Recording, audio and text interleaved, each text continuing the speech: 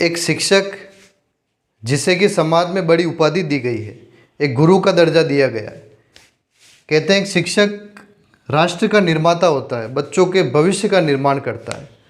तो ऐसा शिक्षक जिसका अनुसरण पूरा समाज करता है, एक समाज का रोल मॉडल होता है, उस शिक्षक के पास क्या क्वालिटी होनी चाहिए, क्या गुण होने चाहिए, इसकी चर्चा आज हम इस वीडियो में करेंगे। तो 10 पॉइंट के साथ हम समझेंगे कि एक टीचर के पास क्या क्वालिटी होनी चाहिए, क्या क्या गुण एक अच्छे टीचर के पास होने चाहिए। जिसमें पहला है सब्जेक्ट एक्सपर्ट। जिस भी सब्जेक्ट को टीचर पढ़ाता है उस सब्जेक्ट में उसके एक्सपर्टीज़ होनी चाहिए, वो उस सब्जेक्ट का एक्सपर्ट होना चाहिए, अच्छा नॉलेज उस सब्जेक्ट का होना चाहिए, ताकि सामने वाले को कोई भी चीज़ बेहतर तरीके से, कोई भी विषय वस्तु बेहतर तरीके से समझा सके। तो एक टीचर के पास अपने सब्जेक्ट की एक्सपर्टीज होनी चाहिए, अपने सब्जेक्ट का अच्छा नॉलेज होना चाहिए। सेकंड है स्ट्रॉन्ग कम्युनिकेशन। एक टीचर की कम्युनिकेशन, एक अच्छा वक्ता होना चाहिए।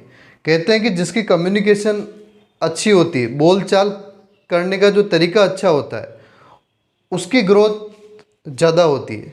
किसी भी क्षेत्र में उसकी जो ग्रोथ होने की संभावना है वो बढ़ जाती है।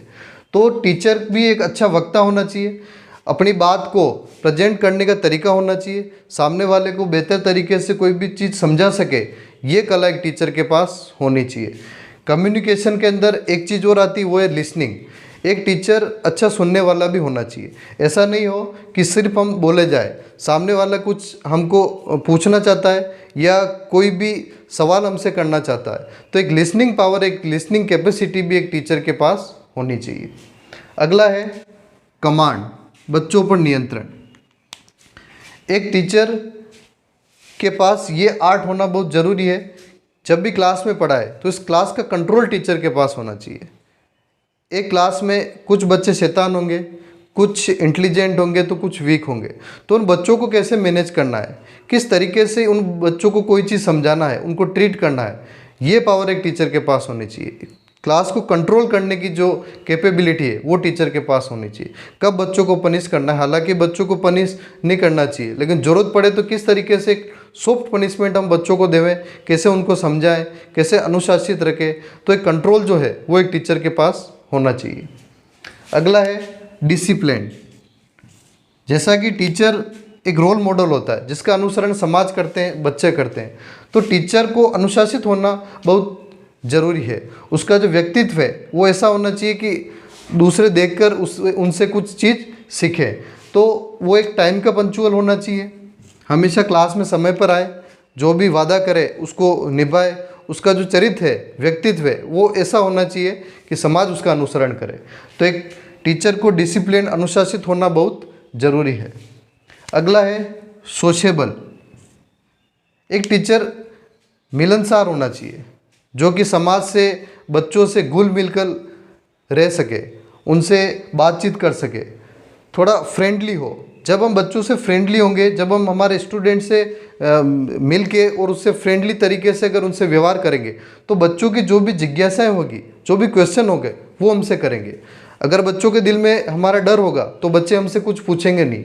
इसलिए एक टीचर को मिलनसार होना चाहिए, समाज से मिलनसार होना चाहिए, बच्चों से मिलकर क्लास में थोड़ा फ्रेंडली हो, ताकि उनसे घुल मिलकर उनको समझ सके और जो उनके शिक्षा के उद्देश्य है वो पूरे कर सके।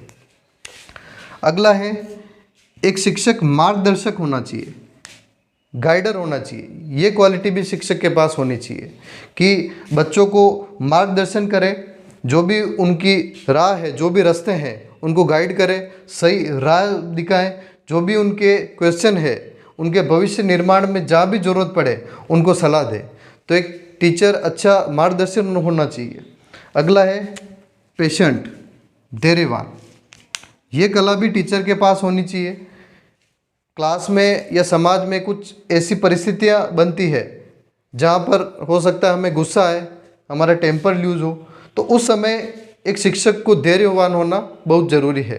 क्लास में बच्चों ने कोई बार बार कोई क्वेश्चन किया है, या बच्चे कोई मस्ती की है, या ऐसी कोई सरकमटेंस क्रिएट हुआ है, तो उस समय टीचर को पेशेंस या धैर्यवान होना बहुत ज़रूरी है।